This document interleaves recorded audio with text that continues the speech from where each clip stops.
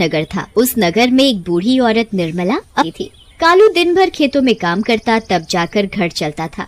बेटे कालू, आज खेतों में जरा देर से चले जाना काम करने। क्यों माँ, क्या बात है? कुछ काम था क्या?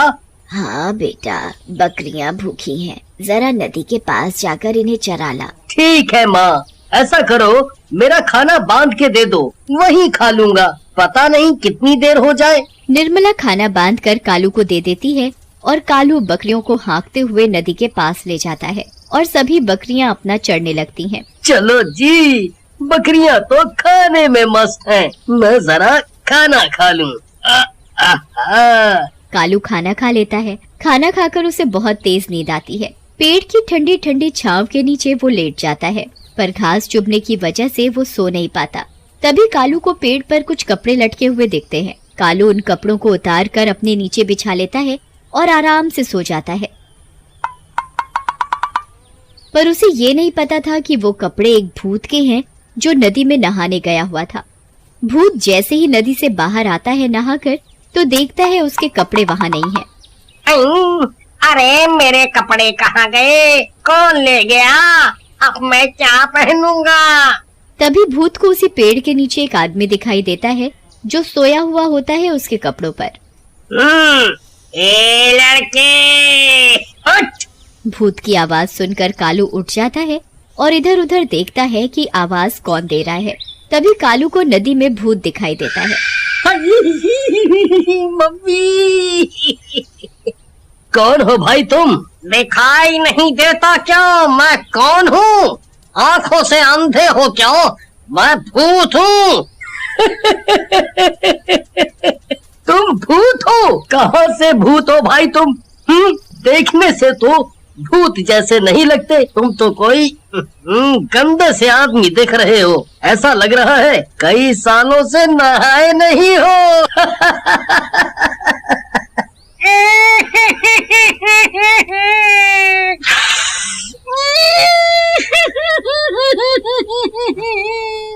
हाँ, मैं सच में भूत हूँ। अब मैं भूत जैसा नहीं दिखता तो मैं क्या करूँ?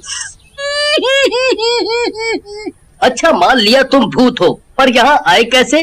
मैं यहाँ नहीं रहता। हम भूतों की भी एक दुनिया है। मैं तो अपने रास्ते से ही उड़कर जा रहा था इस नदी के ऊपर से। नदी दिखी तो सोचा ठंडा ठंडा साफ पानी है, नहा लूं। मैंने अपने कपड़े उतार कर पेड़ पर रख दिए थे और नहाने चला गया था। जिन कपड़ों पर तुम सोए हुए थे वो मेरी लंगोट है। तुम मेरी लंगोट दोगे तो मैं नदी से बाहर निकल पाऊंगा। अगर मैंने तुम्हारी लंगोट दे दी तो तुम नदी से बाहर आ जाओगे। और बाहर आते ही तुम मुझे खा जाओगे, फिर मेरी सारी बकरियों को भी खा जाओगे।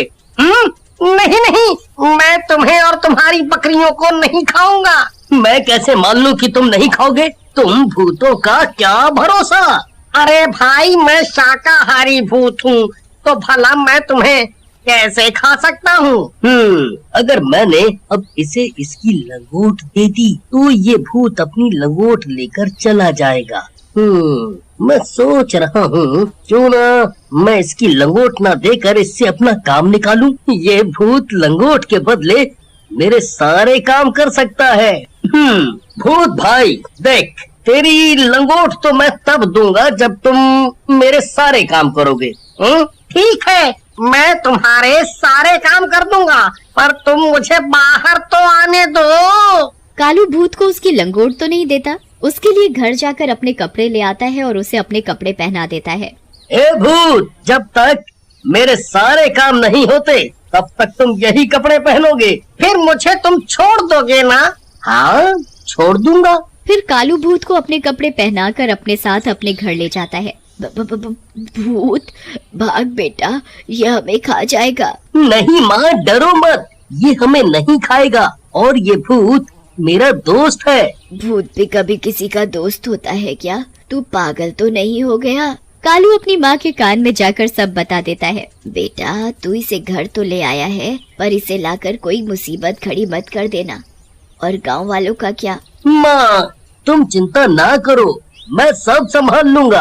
अगले दिन कालू भूत को खेतों में ले जाता है। ओ भूत, आज तुझे इस खेत में हल चलाना है। रात होने से पहले ये काम खत्म हो जाना चाहिए। चल अब शुरू हो जा, चल। ओ, ठीक है भाई, चलाता हूँ हल। कालू वहाँ एक पेड़ के ऊपर जाकर बैठ जाता है और उस भूत पर नजर रखता है। अब हो गया ना काम। लाओ दे दो मेरी लंगोट। नहीं नहीं, तुम्हें लंगोट नहीं मिल सकती। अभी मैं तुमसे और काम कराऊंगा। अभी तुम नहीं जा सकते। भूत जोर जोर से रोने लगता है।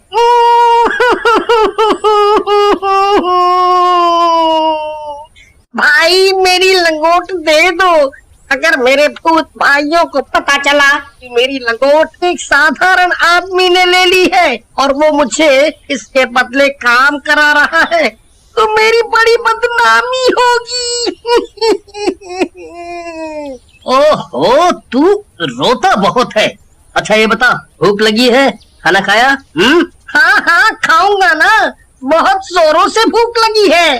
कालू अपने साथ जो खाना लाया था दोनों मिलकर उसे खाते हैं, पर भूत तो सालों इतने दिनों बाद खाना देखा तो जल्दी जल्दी सारा खाना चट कर गया और कालू भूत का मुंह देखता ही रह गया। खाना खाकर दोनों घर चले जाते हैं।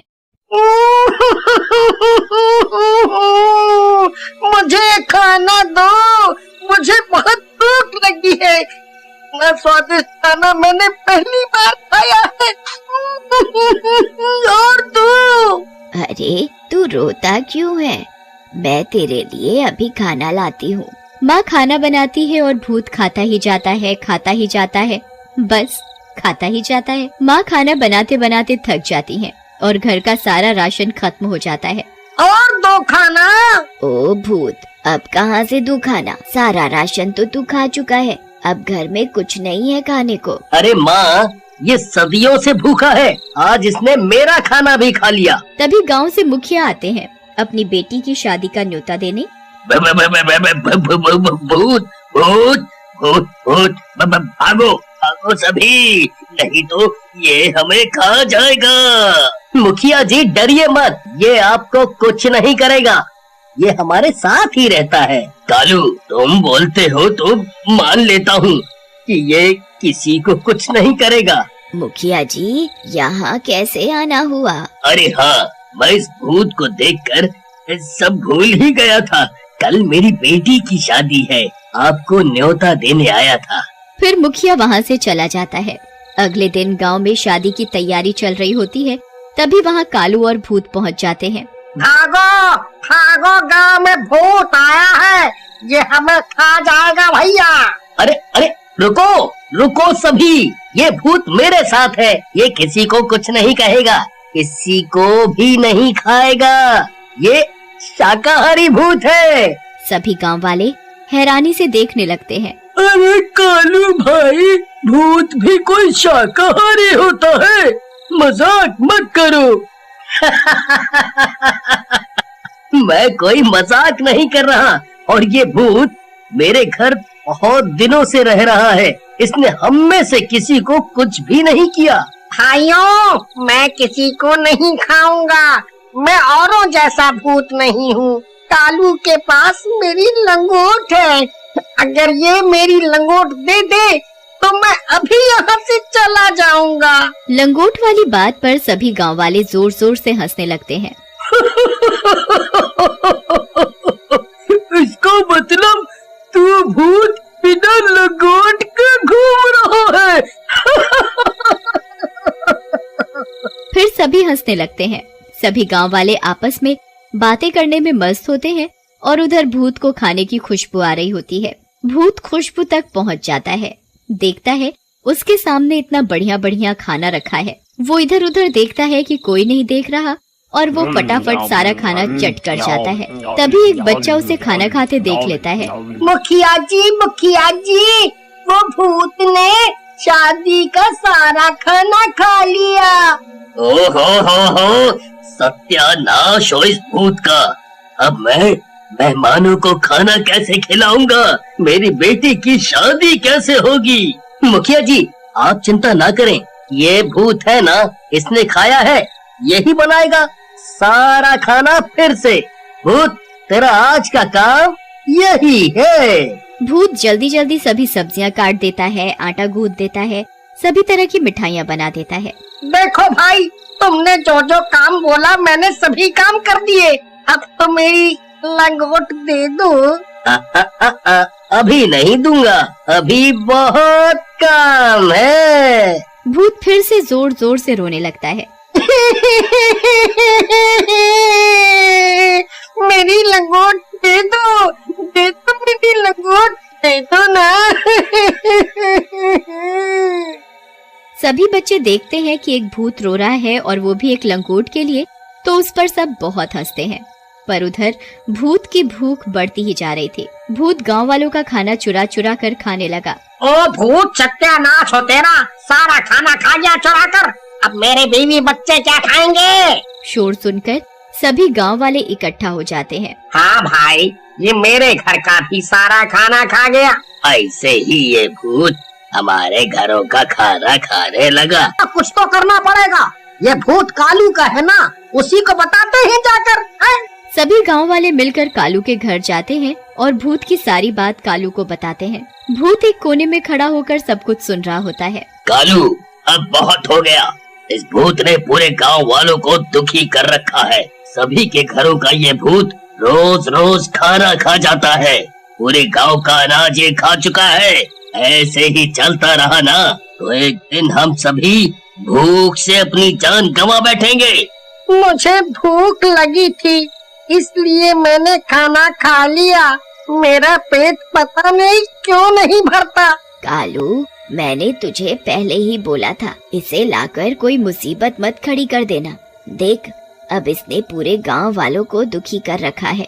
देख भूत, तेरे लिए मैं गांव वालों को तो दुखी नहीं देख सकता। सभी गांव वाले मेरा परिवार हैं। तू अपनी लंगोट ले और यहाँ से चलता बन। कालू भूत को उसकी लंगोट दे देता है।